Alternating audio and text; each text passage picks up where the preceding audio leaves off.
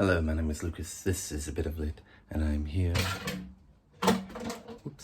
to discuss a god-awful book that I hate with a passion. The worst book I've read this year, and that would be Joseph Campbell's The Inner Reaches of Outer Space, Metaphor as Myth and as Religion. Let's get that off screen because it's garbage, and we don't need to look at trash. It's bad enough that I'm holding it and looking at it, but now I'm just holding it, and I feel much better already. I hate this book. I hate everything about it. It was a waste of my time, and I think it's just downright terrible. I would never recommend anyone read this. Now, I'm not saying don't read Joseph Campbell, okay? I'm just saying never touch this. Don't even look at it. You see it, scrub your eyes out with soap, okay? Because you have been cursed. And I don't know what else to do but tell you to scrub your eyes out so that you never have to see it again. You're still cursed, okay? You've still seen it. I'm sorry. It's there right now, okay? Bye-bye. Anyway, it's a bunch of rambling about mysticism and this kind of stuff. Now, I'm not really into mystical stuff in any way, so we're already off to a bad start. That's not so much why it's bad. It is, well, maybe it is, because he just kind of meanders from point to point here and there, and it feels like everything that he's trying to say, he never really gets to exploring deeply. He just kind of touches on it, and then he wants to touch on something else and show, oh, look at this relationship, look at this connection here, look at that, look at these, look at those. It's a lot to handle. So as I said, I hate everything about this book. In particular, I really hate the third chapter, which is about art. But I would like to say that there's this part in the first part where he starts talking about numbers and the mystical elements of these numbers and the significance of them. And he starts doing some really strange math, and I'm here to tell you that you can do any kind of math. And you can find numbers wherever you want to fit what you're trying to talk about. So, what are you trying to say? For example, he read in a book, okay, somewhere, that the average resting heart rate, beats per minute, for a healthy person of some kind is 60 beats per minute. And then he takes that piece of information that he found in a book and he extrapolates that into Gnostic cosmology and the meaning of that, the deeper meaning of that. This book is also about, the space age and how, he talks about how we were able to bring people to the moon and back, and that was always within us. That knowledge to be able to do it was within us. We didn't know what it would be like to step on the moon, for example. We had to learn that through experience, but the knowledge of learning how to, the knowledge of getting to the moon and back safely within distance of a ship for the astronauts to come back safely and be picked up. Always within us, and he goes into that, some detail. That part's okay to read about, not really buying it myself, but it's okay.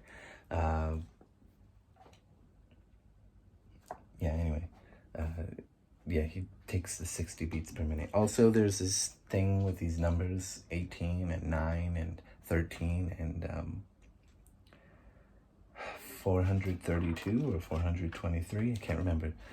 He uses another example for that 400 plus number. That's the amount of dimples in a golf ball that helps a golf ball.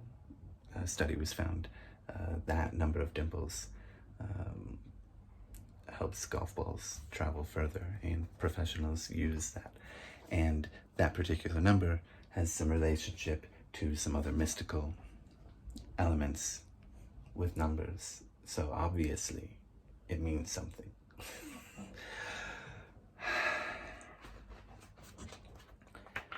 Anyway, I'm sure you're all well familiar with this image, yeah? Well, if you're not, maybe you're familiar with, well, if you're American at least.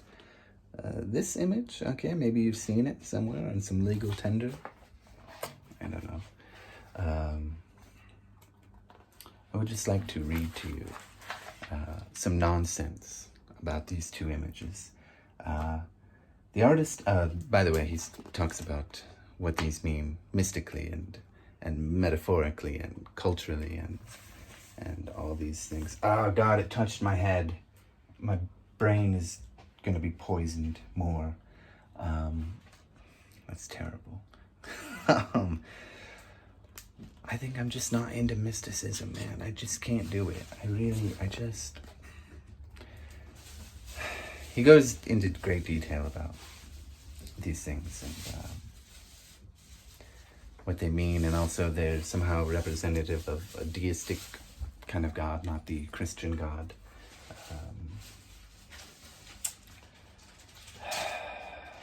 The artist fashioning a work of this kind, okay, this kind, and also this kind, okay, serves in the way rather of the priest of an assured tradition than of an innovating creator, and the refinement of his vocabulary can be astounding. Visual vocabulary, okay, artistic vocabulary here. Consider, for instance, the elegant concision of the statement of the relationship of a theological ground to the polity of this nation, founded in benevolence and reason, that is represented in the ideogram of the outspread eagle on our dollar bill. Okay, right here we've got the arrows on one side, which represent war, by the way, we're told, and the what is it called? The wreath or whatever this thing is in the other hand, representing peace, okay? Overhead, the twofold tetrachetes, arranged in the form of a Solomon's seal of 13 five-pointed stars for the 13 colonies, perhaps? Can we? Other recurrences of the number 13, which is very important. It means a lot and has a lot of number schemes.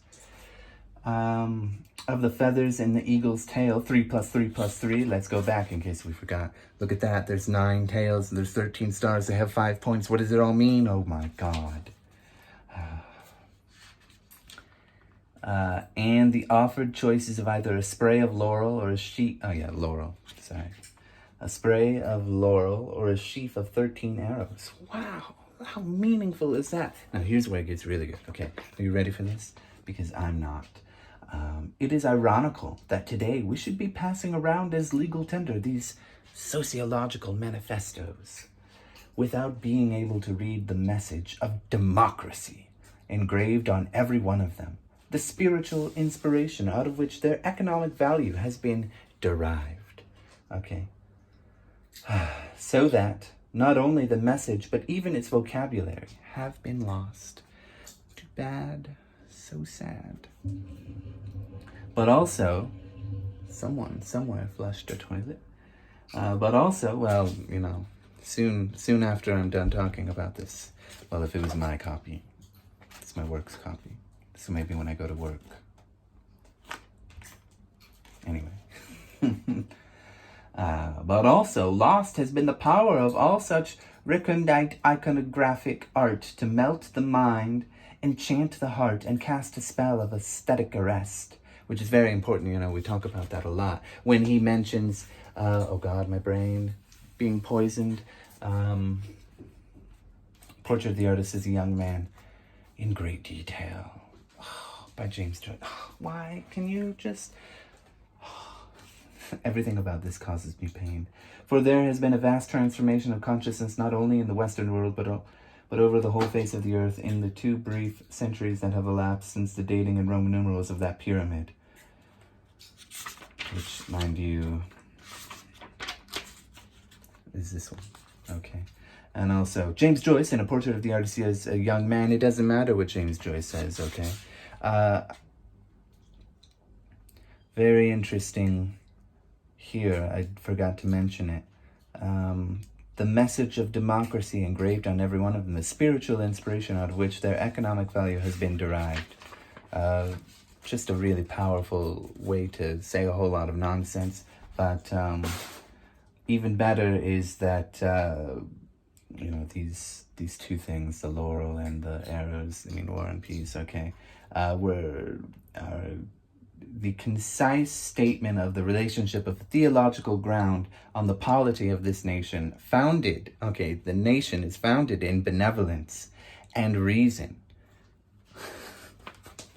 What? Anyway, I hate this book. It's garbage. And everything it has to say is nonsense. I mean, it just goes from point to point like me, okay? Right now, everything I'm saying, more coherent, nonsense, but more coherent than this pile of crap, okay? Anyway, I look forward to trying Hero with 1,000 Faces, because maybe that'll be better. Maybe it's going to be the same kind of nonsense. This is garbage. Never even look at it. Bye.